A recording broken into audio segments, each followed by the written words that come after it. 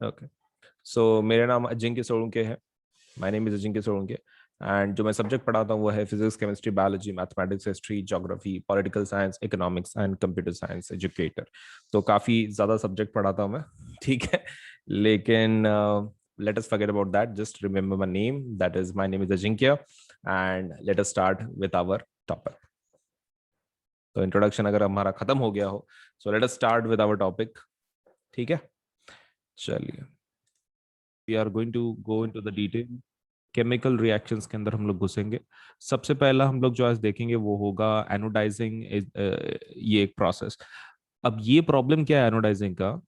एक तो एनोडाइजिंग अपने को जनरल नॉलेज में दिए वाला है, मतलब that is not the part of the syllabus technically, लेकिन बच्चों के फिर भी दिमाग में जल्दी घुसता नहीं है एनोडाइजिंग। सो बट फिर भी मैं तुमको एक शॉर्ट में बता देता हूँ। मैंने तुमको क्या बोला था कि अगर कोई भी मेटल है, ठीक है, एनी काइंड ऑफ मेटल, और अगर तुम उसको खुले में रख दो, खुले में अगर रख दो, तो वो किसके साथ रिएक्ट करता है? ऑक्सीजन के साथ, राइट? मतलब टेक्निकली कोई भी मेटल के ऊपर, कोई भी मेटल के ऊपर उसी मेटल का एक ऑक्साइड लेयर तैयार होता है, करेक्ट? मतलब अगर मैग्नीशियम हो तो उसके ऊपर मैग्नीशियम ऑक्साइड का लेयर चढ़ेगा, अगर एल्यूमिनियम है तो एल्यूमिनियम ऑक्साइड का लेयर चढ़ेगा। अब मैं ऐसा बोल सकता हूं कि अगर मान लो इफ दिस इज, ये एल्यूमिनियम है, ठीक है, कौन है? एल्यूमिनियम है। तो मैं एल्यूमिनियम के ऊपर किसका लेयर चढ़ेगा? एल्यूमिनियम ऑक्साइड का। एग्रीड? खुले में अगर रख दिया तो किसका लेयर चढ़ेगा? एल्यूमिनियम ऑक्साइड का। एग्रीड? पहला पॉइंट कि एल्यूमिनियम के ऊपर एल्यूमिनियम ऑक्साइड का लेयर चढ़ेगा as it's connected with let's say oxygen resonate in the atmosphere. पहला पॉइंट, राइट? लेकिन उसके अंदर एक इशू है। प्रॉब्लम क्या है कि एल्यूमिनियम ऑक्साइड जैसे ही ये लेयर तैयार होता है, तुम्हारा एल्यूमिनियम को प्रोटेक्ट कर रहा है। आयन में कैसा होता है कि आयन के ऊपर अगर ऑक्साइड लेयर तैयार हुआ तो आयन को डैमेज करता है, लेकिन एल्यूमिनियम ऑक्साइड का वैसा नहीं है। If aluminium oxide is getting created on your aluminium, it acts as a defence layer, एक प्रोटेक्टिव लेयर बोल के काम करता है।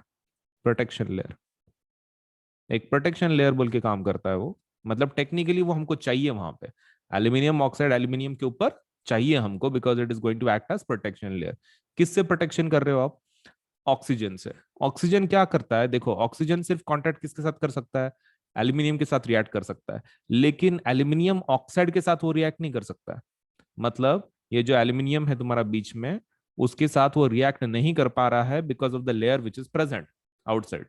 तो हम लोग ऐसा बोल सकते हैं कि the best way to protect aluminium, the best way to protect aluminium is to create a layer. Aluminium को अगर आपको प्रोटेक्ट करना है ऑक्सीजन से, तो उसका लेयर तैयार करो उसके ऊपर ऑक्सीजन का। Agreed? Layer of oxide on it, that is the best way to protect it. एक बार write down the chat box if you are understanding what we are going to do इस particular process में। Aluminium के ऊपर एक oxide का layer चढ़ा रहा है so that we can protect it. यहां तक ठीक है? कुछ तो लिखो in the chat boxes, you can write down yes, no, हाँ, may be. Okay, good, stay connected, stay connected. Okay, तो लेयर ऑफ ऑक्साइड हम लोग उसके ऊपर चढ़ा रहे हैं, करेक्ट? अब मेन क्वेश्चन, मेन क्वेश्चन, अगर हमको उसके ऊपर एक लेयर चढ़ाना है ऑक्सीजन का, ठीक है, तो हम लोग किसके थ्रू कर सकते हैं? हम लोग ऐसा बोल सकते हैं इलेक्ट्रोलिसिस के थ्रू कर सकते हैं ये चीज। We can do this with the help of electrolysis. मतलब ऑक्सीजन के ऊपर चढ़ाएंगे उसके ऊपर लेयर। अब तुम बताओ, अगर अगर ये हमारा कोई एक वेसल है, इसके अंदर हमने दो इलेक्ट्रोड डाले हैं, राइट? एक एनोड है, एक कैथोड है, और फॉर सम रीजन वो उस सॉल्यूशन में ऑक्सीजन बन रहा है। फॉर सम रीजन उसमें क्या बन रहा है? उस सॉल्यूशन में ऑक्सीजन बन रहा है। तुम मुझे बताओगे ऑक्सीजन किस प्रकार के आयन तैयार करेगा? O2 minus, right? निगेटिव। वो किसके ऊपर जमा होंगे? अगर सॉल्यूशन हमने बना भी लिया, चलो इलेक्ट्रोलिसिस कर रहे हैं, ऑक्सीजन बन रहा है, सॉल्यूशन में डिवाइड हो रहे हैं, ये O2 माइनस किसके ऊपर जमा होगा? दिस इज नेगेटिव, किसी पॉजिटिव इलेक्ट्रोड पे। पॉजिटिव इलेक्ट्रोड मतलब कौन रहता है? कैथोड की एनोड। पॉजिटिव लेयर कौन सा रहता है? पॉजिटिव इलेक्ट्रोड, एनोड और कैथोड। एक simple question, no idea? Anode ना, anode is the positive electrode, correct? तो हम लोग ऐसा बोल सकते हैं ऑक्सीजन एनोड के ऊपर जमा होगा। Okay, now if a clever person did one thing, ठीक है, एक किसी पर्सन ने यहां पर एनोड पे क्या लगा दिया, आपका एल्यूमिनियम का एक रॉड लगा दिया। एनोड के ऊपर किसका रॉड लगा दिया तुमने, एल्यूमिनियम का रॉड लगा दिया। तो हम लोग ऐसा बोल सकते हैं इस इलेक्ट्रोलिसिस रिएक्शन में ये ऑक्सीजन हमारे एल्यूमिनियम पे जमा हो जाएगा, will create a layer of oxygen which we want. Oxygen जो निगेटिव है पॉजिटिव के ऊपर जमा होगा, और पॉजिटिव रॉड की जगह पे हमने किसको, कौन सा रॉड लगाया, एल्यूमिनियम रॉड लगाया, तो एल्यूमिनियम के ऊपर जमा होगा। एग्रीड, बोलो। यहां तक ठीक है, एल्यूमिनियम रॉड के ऊपर आपका पूरा ऑक्सीजन जमा होगा, क्योंकि एल्यूमिनियम रॉड यहां पर आपने पॉजिटिव को लगाया है, आपका ऑक्सीजन निगेटिव है, तो ऑब्वियसली सब कुछ एल्यूमिनियम के ऊपर जमा होगा। सो हो गया फिर, हो गया फिर, मतलब ये जो रिएक्शन है इट्स सेटिस्फाइड देन। हमारा मोटो क्या था, ऑक्सीजन का लेयर चढ़ाना एल्यूमिनियम पे। कैसे चढ़ा है तुमने, तुमने सोचा कि ऑक्सीजन निगेटिव है, इलेक्ट्रोलिसिस के रिएक्शन में वो जमा होगा किसके ऊपर, पॉजिटिव इलेक्ट्रोड के ऊपर। और पॉजिटिव इलेक्ट्रोड मतलब कौन है, एनोड। इसलिए तुमने क्या किया, एनोड को एल्यूमिनियम का रॉड लगा दिया। बेसिकली मतलब एल्यूमिनियम को ही तुमने क्या बोल के यूज किया, एनोड का रॉड बोल के, and hence तुम्हारा प्रोटेक्टिव लेयर तैयार हो गया। That's why this reaction is called as anodizing reaction। Anodizing, so what exactly this reaction is, anodizing is the way through which you are using aluminium as an anode for creation of your layer of oxide। आपका oxide layer तैयार करने के लिए आप anode बोल के किसका इस्तेमाल कर रहे हो, एल्यूमिनियम का इस्तेमाल कर रहे हो। सो लेट अस सी कितना समझ में आया। चलिए let us move ahead. After performing activity 3.1, you must have observed that sodium is the most reactive of the samples of metals taken।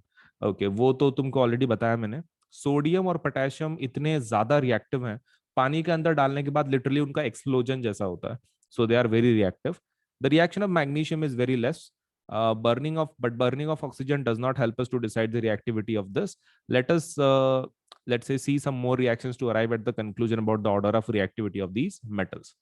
क्या कहना चाहते हो इसके अंदर, वो इसमें अंदर ये कहना चाहते हैं कि हमने अभी के रिएक्शन किसके साथ देखे, ऊपर वाले, ये ये जितने देखे ऑक्सीजन के साथ देखे, तो उसके अंदर हमको कुछ ज्यादा पता नहीं चला कि कौन ज्यादा रिएक्टिव है। खाली इतना पता चला कि भाई आ, आपके सोडियम काफी रिएक्टिव है, और मैग्नीशियम के बारे में थोड़ा सा पता चला कि magnesium is less reactive than sodium. But पूरा डिटेल पता नहीं चला, जैसे कि जिंक हो गया, आयरन हो गया, कॉपर हो गया, लेड हो गया, इनके साथ कुछ रिएक्टिविटी का पता नहीं चला। इन शॉर्ट वो पूरे लेसन में क्या करने वाले पता है क्या, अभी एयर के साथ किया उन्होंने, अभी पानी के साथ करेंगे, फिर वो एसिड के साथ करेंगे, और लास्ट में तुमको कौन सी सीरीज देंगे, रिएक्टिविटी सीरीज देंगे। मतलब ऑल विद दिस एक्सपेरिमेंट हम लोग क्या करने का कोशिश कर रहे हैं, we are trying to create that reactivity series. I know काफी ज्यादा ये लग रहा है वो टाइम, लेट्स से टाइम खाने वाला चीज लग रहा है। मतलब रिएक्टिविटी सीरीज तो इजी है ना, मतलब it just a table right, ये वाला कहाँ गया वो, दिस वन, ये इतू से टेबल के लिए हम लोग इतने रिएक्शंस कर रहे हैं। यस, टेक्निकली जिस जिस चीज को तुमने याद किया हुआ है रिएक्टिविटी को, तो वो उसी को क्या कर रहे हैं, रिएक्शन थ्रू बता रहे हैं कि हाँ ये ज्यादा रिएक्टिव है या कम रिएक्टिव है, उतनी ही बात कर रहे हैं, बस हवे में बातें हैं, बाकी कुछ नहीं। So let us try to complete the next reaction. अभी ये ऑक्सीजन के साथ हो गया, अभी पानी के साथ, पानी के साथ रिएक्शंस डिफरेंट डिफरेंट देख लेते हैं ना। ये एक सेटअप है कि आपके मेटल के रिएक्शंस को ये देखने के लिए, मतलब स्टीम के साथ का रिएक्शन कैसे होता है। सो ये सेटअप बाद में देखते हैं, फिलहाल के लिए रिएक्शन देखते हैं क्या होता है। तो जनरल जो पैटर्न है वो कुछ इस तरह है कि मेटल प्लस वाटर क्या बनाता है, metal oxide plus hydrogen. General general reaction, metal plus water creates metal oxide and hydrogen, and metal oxide plus water generally क्या बनाता है, मेटल हाइड्रोक्साइड बनाता है। जैसे कि like for example like metal plus water, sodium को ले लो, सोडियम प्लस वाटर क्या बनाता है, according to the information it creates metal oxide. मतलब सोडियम किसको रिप्लेस करेगा, हाइड्रोजन को रिप्लेस करेगा, क्या बनाएगा, Na2O प्लस हाइड्रोजन। ये रिएक्शन समझ में आ रही है, जस्ट जस्ट डिस्प्लेसमेंट है, कुछ नहीं। अब ये जो Na2O है ये फिर से पानी के साथ रिएक्ट करेगा, Na2O जो है वो फिर से पानी के साथ रिएक्ट करेगा, और इस बार क्या बनाएगा वो, NaOH, sodium hydroxide, sodium hydroxide बनाएगा। So this is what is something what is created. ये एक बेसिक क्या बोल सकते हैं, एक पैटर्न है।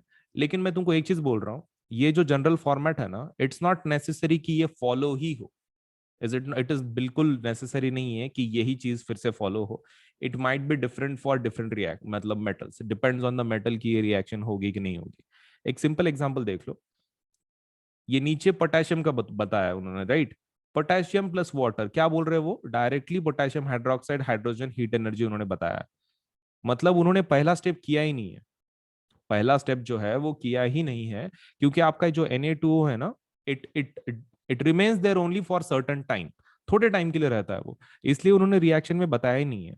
सिर्फ एक ही रिएक्शन उन्होंने बताई है, potassium plus water creates KOH and H2।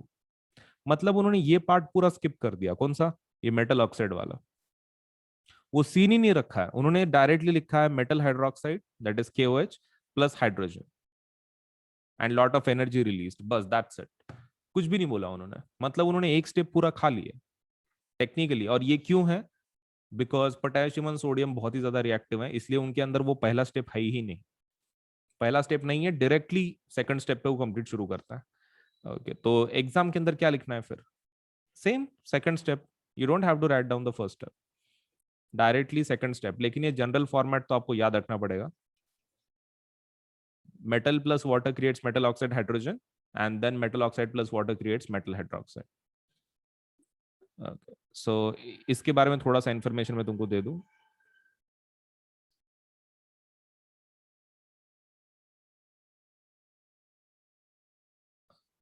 Okay. हाँ। तो व्हाट इज सो डिफरेंट, इनके अंदर क्या डिफरेंट है ये अल्कली मेटल्स में।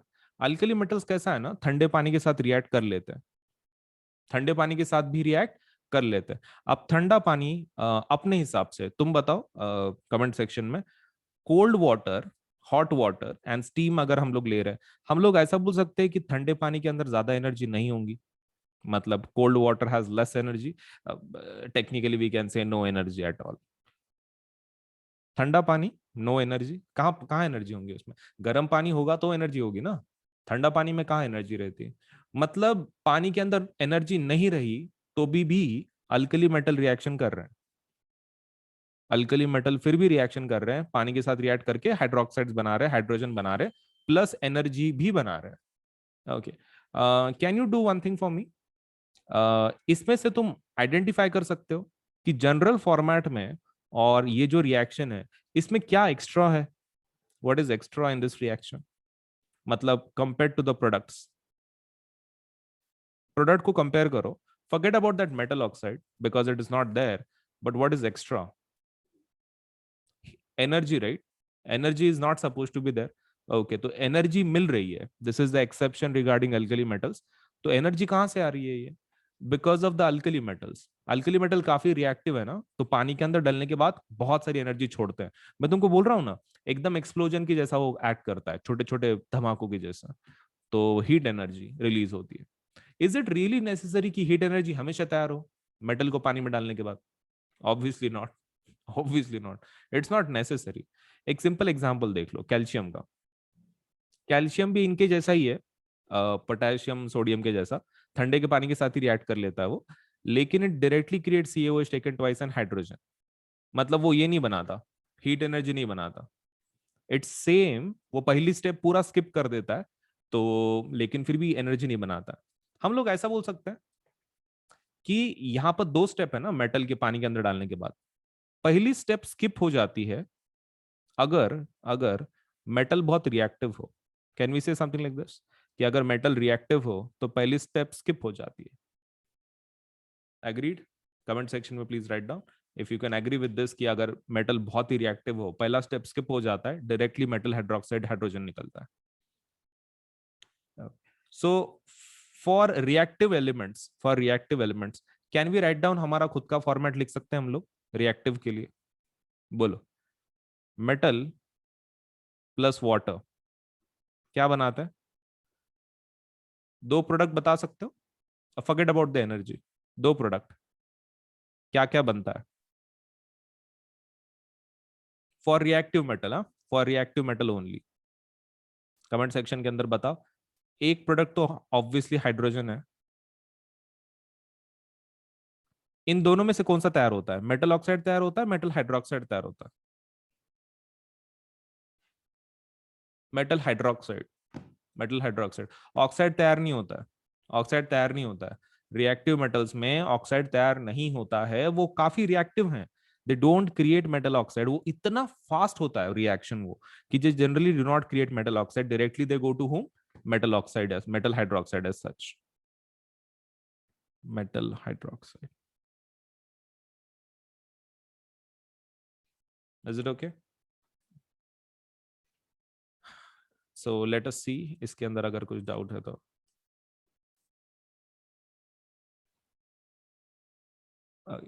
मुझे एक सिंपल एक क्वेश्चन पूछना है तुमको। अगर कोई मेटल है और ये पानी है, ठीक है, ठंडा पानी लिया हमने, कोल्ड वाटर। तो मैंने तुमको बोला था उसमें एनर्जी नहीं रहती। तो अगर मेटल रिएक्टिव है तो रिएक्शन होगी, राइट, कोल्ड पानी के साथ। अब मुझे बताओ, मैंने ऐसा मेटल लिया कि जो रिएक्टिव नहीं है, लेस रिएक्टिव है, ऐसा मेटल लिया, और मुझे ये पानी के साथ रिएक्शन नहीं हो रही है। मैंने किस प्रकार का पानी लेना चाहिए? मेटल को तो मैं कुछ कर नहीं सकता हूँ, वो तो मुझे चाहिए ही चाहिए, and I can not do anything to metal. What can I change about water so that this reaction will happen? ये रिएक्शन हो नहीं रही है फिलहाल के लिए। लेस रिएक्टिव मेटल है, पानी है, और ये रिएक्शन नहीं हो रही है। क्या कर सकता हूं मैं पानी का एनर्जी बढ़ा सकता हूँ? ओके। तो एनर्जी किसका ज्यादा होता है? देखो, तुम्हारे पास तीन ऑप्शंस हैं। इधर यू टेक कोल्ड वाटर, उससे नहीं बना तो उससे थोड़ा गर्म लो, वो कौन होता है? Hot water. और उससे भी भयानक एनर्जी किसके पास रहती है? स्टीम के पास। याद है ना? स्टीम के पास ज्यादा एनर्जी रहती है। हीट लेटेंट हीट का concept from your 9th grade. Steam में ज्यादा एनर्जी रहती है as compare to rest of the things. Okay, ठीक है। तो डायरेक्टली हम लोग स्टीम पे नहीं जाएंगे, we will go with hot water. Hot water के साथ जाएंगे क्योंकि हॉट वाटर से काम बन जाएगा। अगर हॉट वाटर से नहीं हो रहा है फिर स्टीम पे जाएंगे। ठीक है, चलिए मैग्नीशियम को लेते हैं। अभी अभी मैग्नीशियम का प्रॉब्लम क्या है? मैग्नीशियम कोल्ड वाटर के साथ रिएक्ट नहीं कर रहा है। ठंडे पानी के साथ उसको कुछ फर्क नहीं पड़ रहा है। तो एक काम करेंगे, हम लोग कौन सा पानी लेंगे? गर्म पानी लेंगे। तो क्या करेगा फिर वो रिएक्शन, क्या देगा? Magnesium plus water gives what? Magnesium hydroxide, that is MgOH taken twice, plus तुम्हारा हाइड्रोजन। मतलब तुमको ये समझ में आ रहा है? पानी का मतलब फॉर्मेट रिएक्शन सेम रहेगा, सिर्फ शब्द शब्द बदलने हैं आपको। मतलब यहां पर क्या बोलोगे? The water is hot, hot water, इतना लिखना है एग्जाम के अंदर। पानी तो पानी रहता है ना, ठंडा पानी रहो कि गर्म पानी रहो कि स्टीम रहो, everything is H2O। Reaction is not going to change. What is going to change is the writing part in the examination. मतलब पानी के नीचे तुमको लिखना पड़ेगा hot water. That is the only difference. बाकी पानी तो पानी है, रिएक्शन कुछ डिफरेंट नहीं हो रही है, this is the same thing. ठीक है, ओके। तो can you please do one thing, magnesium का रिएक्शन वहां पे नहीं दिया है, can you please add it? Magnesium का रिएक्शन नहीं है बुक के अंदर, that is asked in the exam. Magnesium का रिएक्शन साइड में लिख दो। कुछ नहीं, उन्होंने वर्ड्स में दिया है, हमने उसको केमिक इसमें कन्वर्ट किया है रिएक्शन के तौर पर। अच्छा, तुम इस पे से क्या बोल सकते हो? मैग्नीशियम ने क्या बनाना चाहिए था?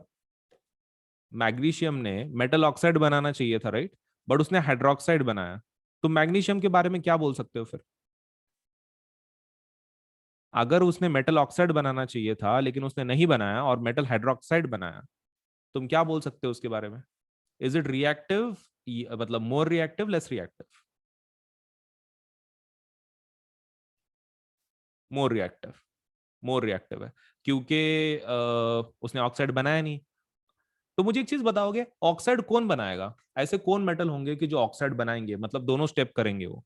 पहला स्टेप भी करेंगे, दूसरा स्टेप भी करेंगे। लेस रिएक्टिव वाले। लेस रिएक्टिव वाले। Great, great. So let us talk about them. ऐसे कौन है देखते हैं। तो एल्यूमिनियम एंड आयरन, जिंक, ये लोग हैं। कौन कौन? Aluminium, iron, zinc. अब ये इतने अगाव लोग हैं, इनको ना ठंडे पानी से फर्क पड़ता ना गर्म पानी से फर्क पड़ता। तो इनके लिए क्या यूज करना पड़ता है? स्टीम। अब तीसरा ऑप्शन बचा है सिर्फ, हम लोग स्टीम इस्तेमाल कर सकते हैं। ओके, तो स्टीम को यूज कर लो फिर। एल्यूमिनियम, आयरन, जिंक, इनके साथ क्या यूज करना पड़ता है? Steam steam steam steam steam, ये वाला। ओके, तो क्या बनाते हैं ये लोग? वही ऑक्साइड बनाते हैं। एल्यूमिनियम प्लस पानी creates what? Your oxide, that is Al2O3 and H2 hydrogen. ये पहला स्टेप है क्या? हाँ, ये पहला स्टेप है। What about second step? Second step होता ही नहीं इसके अंदर। मतलब ऊपर वालों का क्या देखा अपन ने, डायरेक्टली सेकंड स्टेप होती है। एल्यूमिनियम का नाटक ये है कि वो खुद ही इतना अनरिएक्टिव है कि उसका जो कंपाउंड है वो और लेस रिएक्टिव होता है। मतलब ये पानी के साथ फिर से रिएक्शन नहीं करता। There is no second step because this doesn't react with water. पानी के साथ रिएक्ट नहीं करता है। No reaction, no reaction with water, no second step. पहले स्टेप में ही गार हो जाता है। And what about iron? Iron का भी वैसा ही नाटक है। Iron creates oxide, doesn't react further, एक ही स्टेप में काम खत्म हो जाता है। ओके, सो हम लोग ऐसा बोल सकते हैं, अभी तक हमने ऐसा कोई रिएक्शन नहीं देखा कि जिसके अंदर दोनों स्टेप प्रॉपरली फॉलो हो रहे हो, मतलब एक के बाद एक। टेक्निकली वी कैन शो, लेकिन इसमें तो बन ही नहीं रहे हैं। काफी रिएक्टिव हैं, और ये तो इतना लेस रिएक्टिव है कि सेकंड स्टेप कर ही नहीं रहा है। मतलब कुछ इसमें फर्स्ट स्टेप बता रहे हैं, कुछ इसमें सेकंड स्टेप बता रहे हैं। ओके, तो let me ask you about this थोड़ा सा, क्योंकि कुछ तो डाउट्स होंगे पक्का।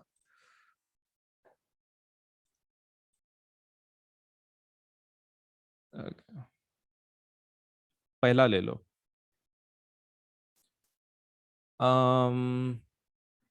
ओके, फर्स्ट हमारा सोडियम पोटेशियम लेते हैं। सेकंड हमने कौन देखा था? मैग्नीशियम ना? क्या कैल्शियम? नहीं, कैल्शियम देखा था। Then we saw magnesium, and then we saw वो आयरन और एल्यूमिनियम, राइट?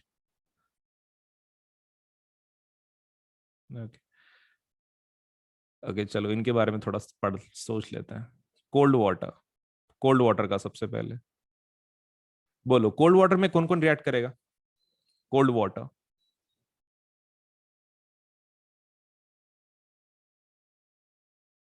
कोल्ड वाटर में कौन सा ग्रुप है कि जो रिएक्ट करेगा? बोलो भाई, चैट सेक्शन में। रिस्पॉन्स नहीं दोगे तो समझ में कैसे आएगा?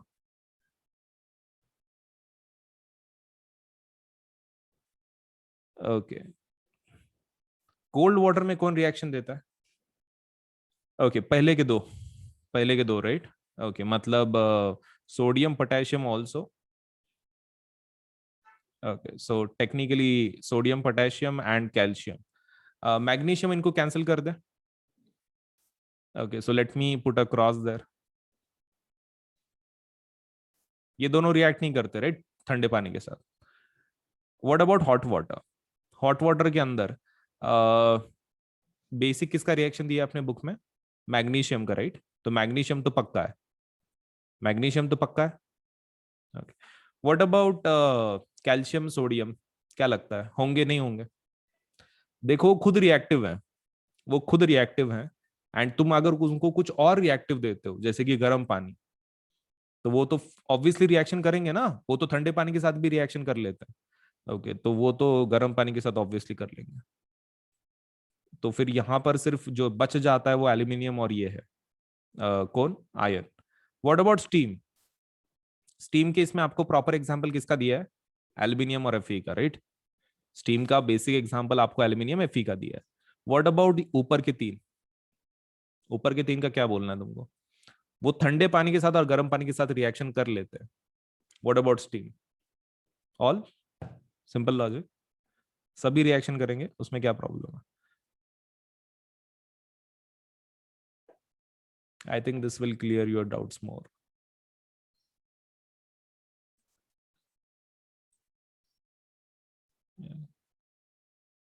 Let us right down the products, लेकिन मुझे थोड़ी सी मदद लगेगी तुम्हारी।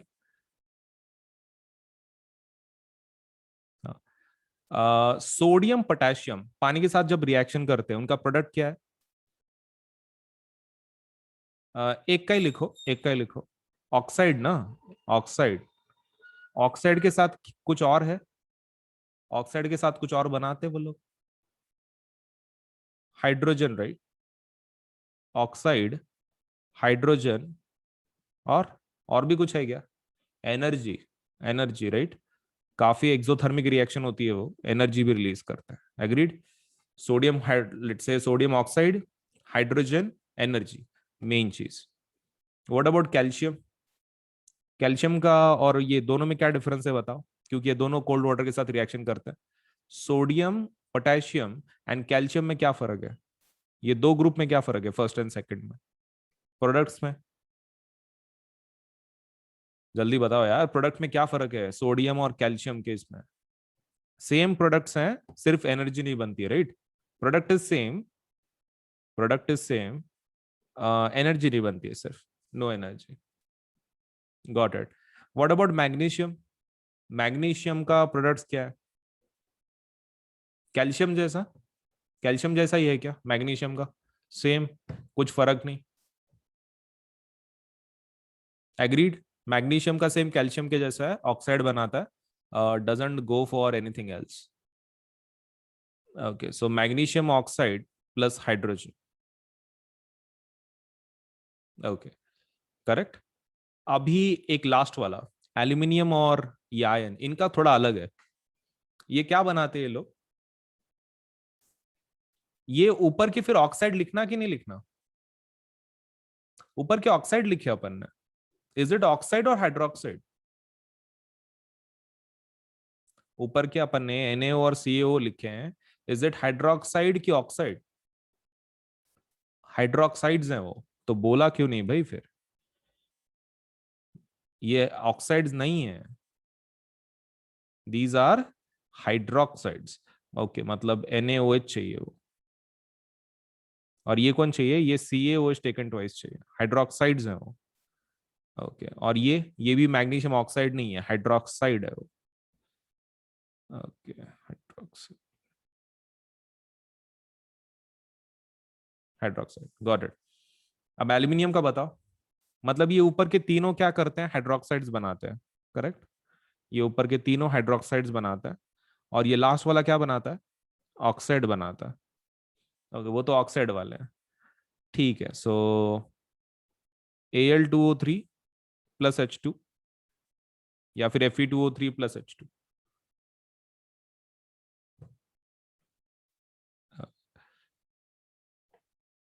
तो let me ask, I know तुम्हारा मेन क्वेश्चन वही होगा, इतने रिएक्शन देखने के बाद अब क्या बाकी है? तो देयर आर सर्टन एलिमेंट्स, कुछ ऐसे मेटल्स हैं कि जो ना ठंडे पानी के साथ रिएक्ट करते हैं, ना गर्म पानी के साथ रिएक्शन करते हैं, ना ही स्टीम के साथ करते हैं। ऐसे कौन है भाई? ऐसे लीड है, lead, copper, silver and gold. ये कोई भी पानी के साथ रिएक्शन नहीं करते हैं। तुम ठंडा पानी लाओ कि गर्म पानी लाओ कि स्टीम लाओ, कुछ फर्क नहीं पड़ता है। They will not react with any of the kind of water you are bringing. Gold, silver, copper, lead, ये भी एग्जाम में पूछते हैं, ऐसे कौन से मेटल्स हैं कि जो कोई भी पानी के साथ रिएक्शन नहीं करेंगे, ठंडा, गर्म या फिर स्टीम। और एक चीज, हाँ, बच्चे यहाँ पर एक गलती करते हैं, let me tell you, so that आप वो मिस्टेक नहीं करोगे। मैंने तुमको बोला था ना, एल्यूमिनियम और आयन किसके साथ रिएक्शन करते हैं? स्टीम के साथ, करेक्ट? स्टीम के साथ। अब बच्चे क्या करते हैं, यहाँ पर पानी का जो स्टेट है, इन्होंने क्या लिखा हुआ है तुम देख सकते हो? Can you write down in the chat box what kind of state they have written for this water? Solid, liquid, gas, किस प्रकार का स्टेट है? गैस का है। बच्चे ये इग्नोर कर देते हैं। सो लेट अस स्टार्ट अगेन। तो बच्चे ये लिखना भूल जाते हैं फिर, दिस वाला पॉइंट, दैट इज पानी को वो गैसियस स्टेट में कन्वर्ट करना भूल जाता है। मतलब व्हाट दे डू इज, पानी को किसके फॉर्म में लिखते हैं? लिक्विड के फॉर्म में, which is a mistake, marks आपके कट कर लिए जाएंगे।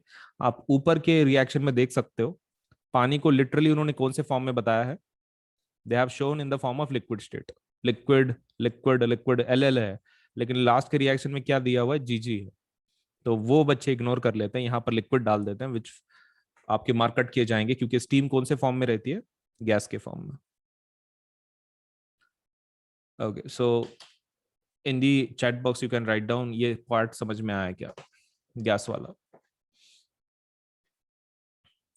Is it okay? Is it worth while? So next वाले सेक्शन में हम लोग अभी किसका रिएक्शन देखेंगे, एसिड और इसका क्या बोलते हैं, मेटल का। अब तुम बोलोगे सर लेकिन ये तो ऑलरेडी हमारा हो चुका है in the second lesson, that is true, लेकिन यहाँ पर कुछ एक नया पार्ट आपको दिखा रहा है। तो आपका मेटल जनरली जब एसिड के साथ रिएक्शन करता है तो क्या बनाना चाहिए, technically it should create a salt and hydrogen gas should be released, right. एक सॉल्ट बनाना चाहिए उसने और हाइड्रोजन गैस को रिलीज कर देना चाहिए। एग्जाम्पल एग्जाम्पल लाइक Zn+HCl आपके सेकंड लेसन से, create ZnCl2 that is salt plus hydrogen gas is released because कौन डिस्प्लेस हो रहा है यहाँ पर, आपका हाइड्रोजन को डिस्प्लेस कर, हाइड्रोजन को जिंक डिस्प्लेस कर रहा है and your salt is getting created plus hydrogen gas. ये आपका ओरिजिनल रिएक्शन है मेटल और एसिड का सेकंड लेसन से। तो फिर ये लेसन में वापस क्यों देख रहे हैं अपन, क्योंकि यहाँ पर एक प्रॉब्लम है। एक एसिड है, इसके बारे में हम लोग स्पेशली जानना चाहते हैं, जिसका नाम है HNO3। Can somebody right down the chat box HNO3 कौन है, नाम क्या है इसका, केमिकल फॉर्मूला तो दिया है मैंने, what is the name of this acid, HNO3 nitric acid. अब इसका एक इशू है, नाइट्रिक एसिड का क्या इशू है, उसके अंदर ऑक्सीजन बहुत है, उसके पास क्या है, ऑक्सीजन बहुत है। So it acts as oxidising agent. क्या बोल के एक्ट करता है वो, it acts as oxidising agent, oxidising agent बोल के काम करता है। ओके सो कुछ प्रोडक्ट में फर्क पड़ता है क्या, यस प्रोडक्ट में अच्छा खासा फर्क पड़ता है। So let me tell you क्या फर्क पड़ता है। आपका जैसे ही मान लो अगर आपने जिंक ले लिया, you take zinc, instead of taking HCl you one one thing, you take HNO3, HNO3 ले लो। तो वो क्या करता है, HNO3 के साथ उसने क्या बनाना चाहिए, ZnNO3, correct, ZnNO3 taken twice plus H2। Is it okay, एक बार बता दो, if you are comfortable with this that HNO3 के साथ Zn का रिएक्शन होगा तो जिंक नाइट्रेट प्लस हाइड्रोजन तैयार करेगा technically, technically it should create such kind of thing. Agreed chat box में जल्दी से यस लिखो, कुछ तो लिखो, रेज हैंड करो so that I can understand कि हाँ तुमको क्लियर हो रहा है कि नाइट्रिक एसिड के साथ उसने जिंक नाइट्रेट प्लस हाइड्रोजन को बनाना चाहिए technically.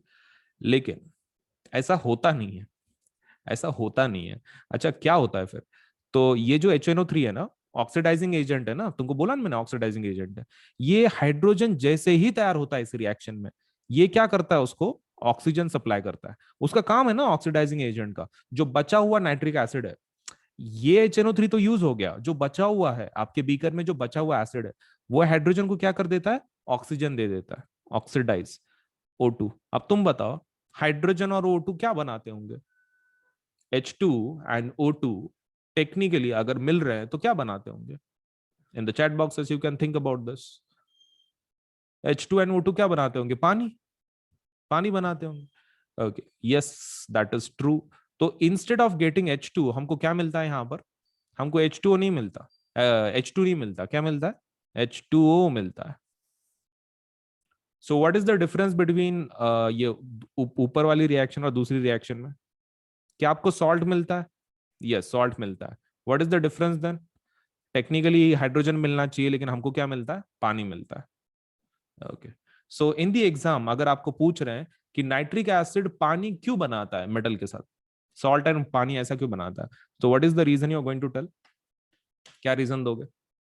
in the exam they are asking you why HNO3 is able to create water with the zinc, ये क्यों नहीं बना रहा है वो, हाइड्रोजन क्यों नहीं बना रहा है, because it's oxidising agent, right, oxidising agent है, that's why.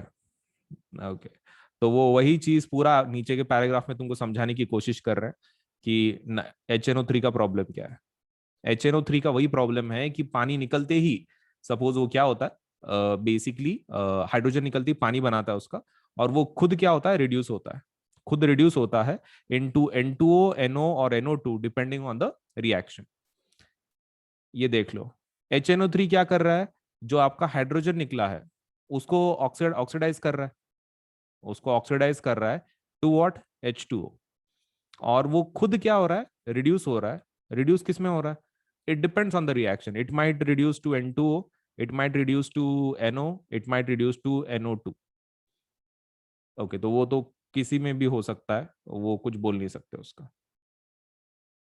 So let us ask about this. यहां तक क्लियर है क्या? फिर आगे का पार्ट देखते हैं। आपका जो HNO3 है, ऐसे दो मेटल्स हैं कि जिनके साथ वो नॉर्मल रिएक्शन कर लेता है, मतलब हाइड्रोजन वाली, पानी वाली नहीं, हाइड्रोजन वाली नॉर्मल रिएक्शन कर लेता है। ओके, ऐसा कौन है? ओके, तो ऐसे हैं दो दो एलिमेंट्स हैं, दो मेटल्स हैं, magnesium and manganese. Magnesium and manganese, ये दो ऐसे एलिमेंट्स हैं कि जिनके साथ HNO3 रिएक्ट करके क्या बनाता है? H2 बना देता है। ओके, तो इसके रिएक्शन बुक में नहीं दिए हुए हैं। क्या हम लोग रिएक्शन बना सकते हैं?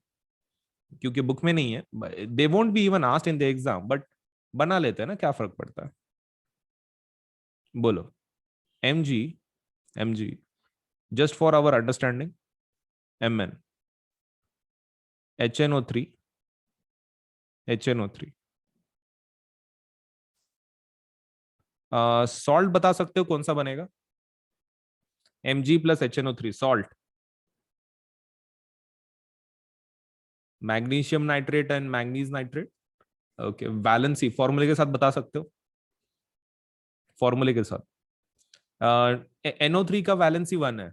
चलो मैं तुमको उतना भी हेल्प कर देता हूँ, NO3 का वैलेंसी 1 है, मैग्नीशियम का वैलेंसी 2 है, आपके इसका Mn का भी वैलेंसी वैसा ही है, 2 है।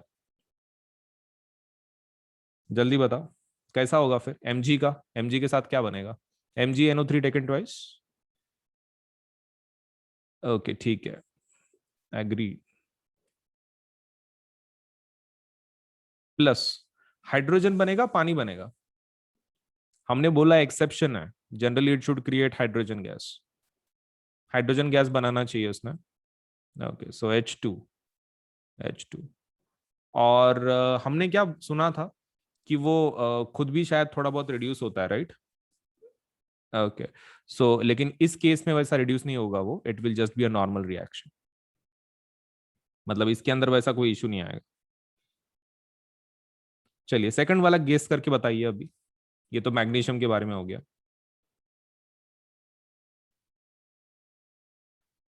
सेकंड वाला, please guess. Okay, correct, correct.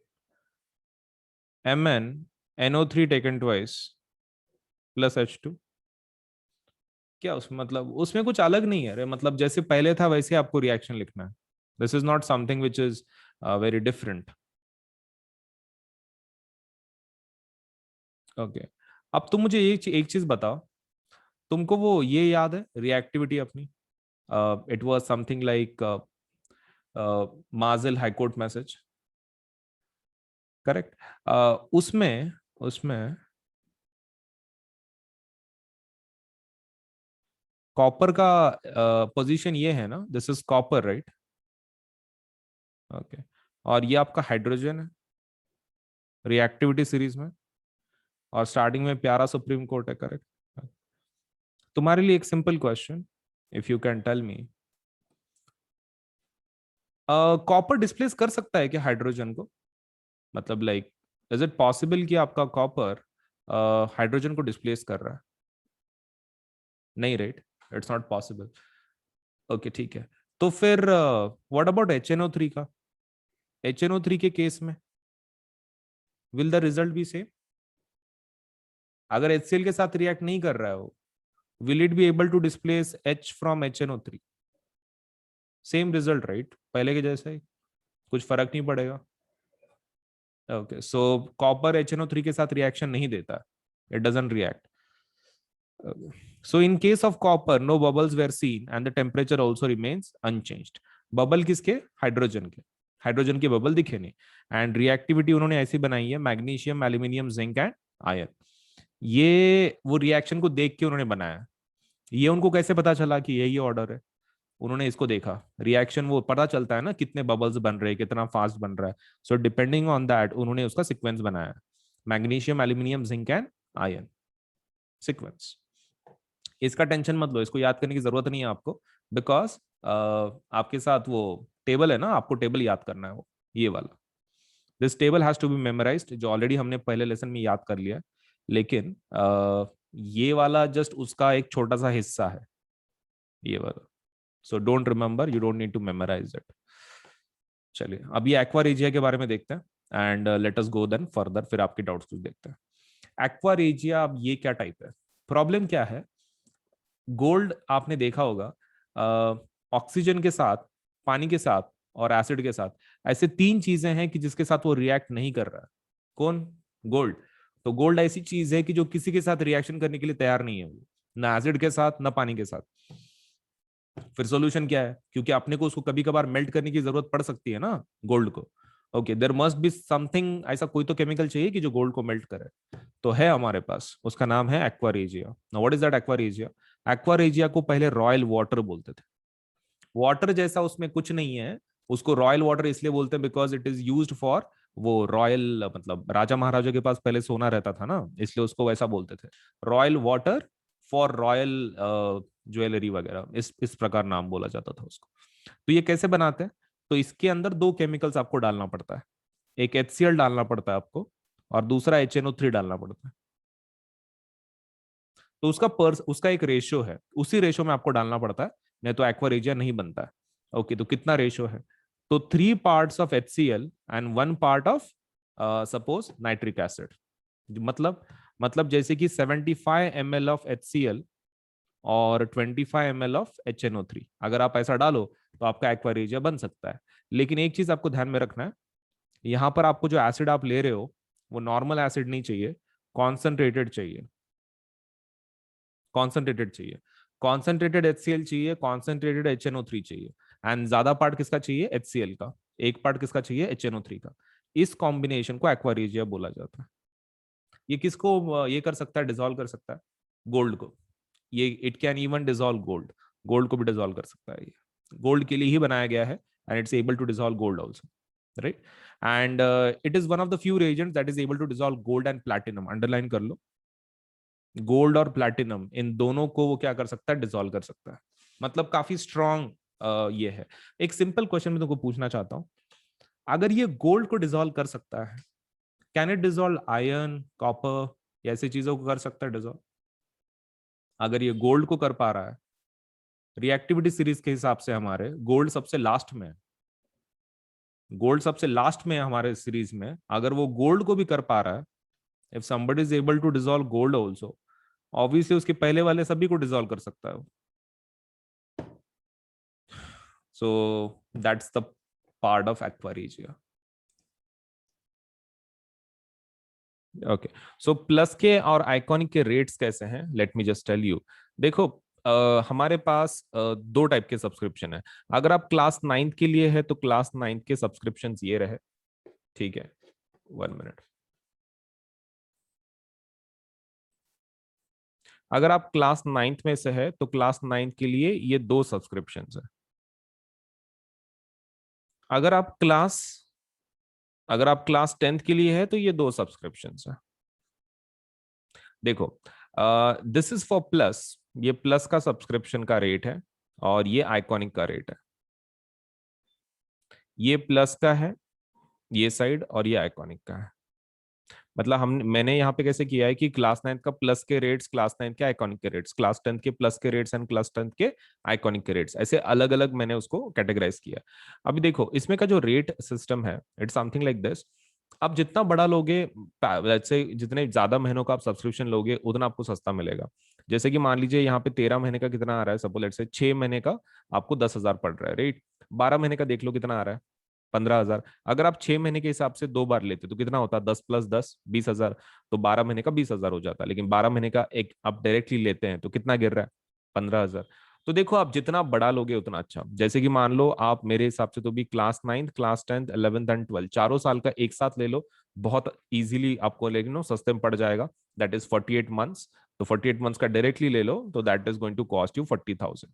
ठीक है, 40,000 आपको पड़ जाएगा, let's say the rate, if you apply for 48 months। वैसे ही आइकॉनिक अगर आप 48 months का लेना चाहते हो तो 48 months के लिए आइकॉनिक का रेट कितना है? 83,000। अब 83,000 इतना ज्यादा क्यों है प्लस के कंपैरिजन में? क्योंकि इसके फीचर्स वैसे हैं ना, आपको एक पर्सनल एक टीचर है कि जो आपके ऊपर ध्यान रख रहा है, इंडिविजुअल सपोर्ट है, 360 डिग्री सपोर्ट है. सो बिकॉज ऑफ दैट इसका जो रेट है प्लस से थोड़ा सा डबल है एंड थोड़ा सा अमाउंट ज्यादा है. तो depending on your economic capacity either you can go for 48 months of 40,000 या फिर 48 months of 83,000.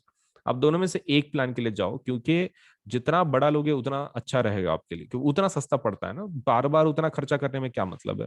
So I think you should go for either 48 months of plus और ईदर 48 मंथ्स ऑफ आइकॉनिक. तो 40,000 या फिर 83,000. अगर आप क्लास 10th के student हैं तो आप एक काम कर सकते हैं, आप 36 महीने का ले सकते हैं. 36 मतलब 3 साल हो जाते हैं, that is 10th 11th 12th. 36 महीने का जो प्लस का रेट है दैट इज 32,000. कितना है? 32,000. तो you should go for this package 32,000. And अगर आप आइकॉनिक में जाना चाहते हैं तो द रेट इज 66,000. तो देखो देर आर टू रेट्स. 36 महीने का 10वीं का जो सब्सक्रिप्शन है वो कितना जा रहा है? That is 32,000. एंड अगर 36 महीने की अगर आप आइकॉनिक की बात कर रहे हैं सो दैट इज 66,000. सो दोनों में से एक सपोज लेट्स से प्लान के लिए जरूर अप्लाई करो, क्योंकि कैसा है कि आप जितना बड़ा लोगे, मैं अगेन बोल रहा हूँ, उतना आपको सस्ता गिरेगा. एंड ऊपर से ये जो दोनों प्लान है ना, प्लस आइकॉनिक 9th का या फिर 10th का, इसके ऊपर 10% ऑफ है. 10% क्या है? ऑफ है. 10% डिस्काउंट है. सो उसके लिए क्या करना पड़ता है? ये आपको कोड इस्तेमाल करना पड़ता है. अब कौन सा कोड? तो आप कोड का, आप ये कोड ध्यान में रखना, that is AS Live 10, Ajinkya Solanke LIVE 10. अब ये कोड कहाँ पे लिखना है आपको? देखो, आप सबसे पहले ऊपर टैप करोगे कि भाई आपको प्लस चाहिए कि आइकॉनिक चाहिए, राइट? मान लो आपने आइकॉनिक ले लिया, ठीक है, आइकॉनिक ले लिया और 48 मंथ्स का आप ले रहे हो. तो 48 मंथ्स को आपको क्या करना है? आइकॉनिक लेना है. नीचे पेमेंट का बटन होगा यहाँ पर. तो ये पेमेंट का बटन पे क्लिक नहीं करना है. उसके लेफ्ट हैंड साइड पे आपको एक कोड पूछा जाएगा, ठीक है, मतलब do you have a code वगैरह पूछा, आपको इसको टैप करना है सबसे पहले. आइकॉनिक को कर लिया, that is first step. Second step क्या है? इस कोड को आप ये कर लो, टैप कर लो. कोड के अंदर ये लिख देना है AS Live 10. आप कोड लिख दिए AS Live 10. फिर आप सपोज लेटर से वो प्लान को ले सकते हैं 48 मंथ्स का. आप जैसे ही कोड अप्लाई करते हैं ना, आपकी जो जो अमाउंट है ना आपको जो दिख रही है पेज के ऊपर, वो 10% कम होकर आपको दिखाई जाएगी. ठीक है, तो पेमेंट के बाद डिस्काउंट अप्लाई नहीं करना है, पेमेंट के पहले डिस्काउंट अप्लाई करना है. तो यहाँ पर कोड लिख देना है AS Live 10 Ajinkya Solanke LIVE 10, ASLIVE 10, और उसमें स्पेस नहीं देना है, ठीक है, it should be continuous. ASLIVE 10 continuation में लिखना है. आप ये कोड पे टैप कर दो, ये कोड लिख दो, आप उसको डन कर दो. तो इमीडिएटली आपका 10% कम होकर आपको अमाउंट दिखाई जाएगी. फिर आप प्लान को ले लो 48 मंथ्स को और आप पेमेंट कर सकते हैं फिर इसके बाद. And payment can be done in both things. मतलब लाइक पेमेंट आप किसी भी फॉर्मेट में कर सकते हो, net banking, debit card, credit card, that is not a problem. And more over आप इसको पार्ट्स में भी पे कर सकते हैं. मतलब पार्ट्स में पे करने की फैसिलिटी भी है EMI की जैसे. तो आपको वो पेमेंट का बटन दबाने के बाद आपको बहुत सारे ऑप्शन मिलेंगे, तो उसमें पेमेंट बाय पार्ट्स आप वो ऑप्शन भी ले सकते हैं. ठीक है, so that facility is also there. अगर मतलब एकदम से इतनी अमाउंट आप पे नहीं कर सकते तो आप उसको पार्ट्स में भी पे कर सकते हैं, दैट्स अप टू यू, आपको कैसे पे करना है. बट बड़े प्लान के लिए जाओ ताकि आपको वो सस्ता मिले, right? So that is the most important part. And code को नहीं भूलना है कि आपको कोड कौन सा यूज करना है, AS Live 10 for 10% discount. 10% discount के लिए आपको डेफिनेटली यूज करना है दी code, that is AS Live 10 Ajinkya Solanke ASLIVE 10. तो 10% डिस्काउंट जरूर ले लें, सस्ता बना दे अपने प्लान को. All you to do is use this code. ठीक है, तो कहीं लिख लो और जरूर अप्लाई करो आज ही, ताकि आपको सभी फीचर्स एक ही प्लेटफॉर्म पे सब कुछ मिल सके, राइट? सो वीडियो को लाइक करना है, चैनल सब्सक्राइब करना है, बेल आइकन जरूर दबाना है, उतना तो काम कर ही देना है. ठीक है, चलिए देन. ओके, तो हमारे पास देखो दो टाइप के सब्सक्रिप्शन है. एक होता है प्लस सब्सक्रिप्शन, एक होता है आइकॉनिक सब्सक्रिप्शन. ठीक है, so this is the basic plan to get started. This is our basic plan. और आइकॉनिक मतलब क्या है, तुम ऐसा समझ सकते हो, प्लस का advanced version is iconic. Plus का advance version is iconic. So you can take your CBSE preparation to the next level with personal mentor. इसमें एक सबसे बेस्ट फीचर क्या है, आइकॉनिक में आपको एक पर्सनल मेंटोर असाइन किया जाता है. That is the best thing you are going to get in iconic subscription. तो ये आपके ऊपर है whether you want to go for plus subscription, आप प्लस के लिए जाना चाहते हैं या फिर आइकॉनिक के लिए जाना चाहते हैं, दैट इज स्टार. तो आपके ऊपर है, right? This is one of our basic plans. And इसको आइकॉनिक हम लोग क्या बोलते हैं, 360 डिग्री सपोर्ट. तो दिस इज 360 डिग्री सपोर्ट. मतलब लाइक यू नो आपको एक कंप्लीट सपोर्ट मिल जाता है हमारी तरफ से, एक मेंटोर भी असाइन किया जाता है for your entire study. So plus में क्या क्या फीचर मिलेंगे? देखो, प्लस में आपको सबसे पहला जो फीचर मिलेगा दैट इज आपको इंडिया के बेस्ट एजुकेट पढ़ाएंगे। मतलब आपको एक ही प्लेटफॉर्म पे सब्जी सब्जेक्ट का नॉलेज लेट से मिल जाएगा। मतलब ऐसा जरूरी नहीं है कि साइंस के लिए दूसरी जगह पे जाओ, मैथ्स के लिए ये पर्टिकुलर प्लेटफॉर्म पे जाओ। You can just visit let say हमारे ये प्लेटफॉर्म को, आप कभी भी इस प्लेटफॉर्म पे अगर गए, सपोज आपको हर एक सब्जेक्ट का नॉलेज, सपोज लेटर से मतलब हर एक चीज आपको हर एक सब्जेक्ट के बारे में इस प्लेटफॉर्म पे मिल जाएगी। You don't have to let say switch the platform just because आपको साइंस पढ़ना है तो ये प्लेटफॉर्म पे जाना है, मैथ्स पढ़ना है तो दूसरे प्लेटफॉर्म पे जाना है। कोई जरूरत नहीं है। हमारे पास प्लस सब्सक्रिप्शन अगर आप लेते हैं तो आपको एक ही प्लेटफॉर्म पे सभी फीचर्स मिल जाएंगे। Second thing is that we have interactive live classes. मतलब इसके अंदर आपको पढ़ाया जाता है। इंटरेक्शन का मतलब ये होता है कि टीचर आपको लाइव पढ़ाता है। मतलब इट्स नॉट लाइक कि रिकॉर्डेड क्लासेस हैं, लाइव क्लासेस होती हैं डेली बेसिस पे। तो जिसकी वजह से आप टीचर के साथ इंटरेक्ट कर सकते हैं। अगर आपको कोई चीज डिफिकल्ट जा रही है, आपको नहीं आ रही है, तो यू कैन लेट से आप इंटरेक्ट कर सकते हैं टीचर्स के साथ and you can get your लेट से जो भी प्रॉब्लम्स है, कोई टॉपिक्स है, समझ के ले सकते हैं इन अ बेटर वे। तो इंटरेक्टिव लाइव क्लासेस का वही फायदा है कि आपको एजुकेटर से प्रॉपरली लेट से एक प्रॉपर अंडरस्टैंडिंग के साथ लेट से आपको एक टॉपिक समझ में आ सकता है। मतलब whether it is about doubt या फिर whether it is about let's say explanation part, आपको बहुत ही क्लियर तरीके से आपको समझ में आएगा विद लेट अस से the teachers of the plus subscription. अब बात करते हैं लाइव टेस्ट एंड क्विजेस। देखो कैसा है ना, पढ़ाने का तरीका अलग होता है। देखो, एक तो इंडिया के बेस्ट एजुकेटर्स हैं। मैं ऐसे नहीं बोल रहा हूँ educator, I am saying educators. क्यों? इसका फायदा क्या है? देखो कैसा होता है, जब आप लोकल ट्यूशन कुछ लगाते हो तो आपको एक पर्टिकुलर सब्जेक्ट के लिए सपोज एक टीचर होता है, राइट? साइंस के लिए एक टीचर, मैथ्स के लिए एक टीचर। तो इसमें वैसा नहीं है। इसमें कैसा रहता है कि प्लस में आपको बेस्ट फायदा वही है कि आपको बहुत सारे एजुकेटर मिलते हैं। सो बिकॉज ऑफ दैट आपको इसका टेंशन नहीं है। मतलब लाइक बीच में अगर हो सकता है कि आपको किसी टीचर का टॉपिक समझ में नहीं आ रहा हो एक आधा, तो आप क्या कर सकते हैं, आप एजुकेटर को चेंज कर सकते हैं। मतलब that facility is also there.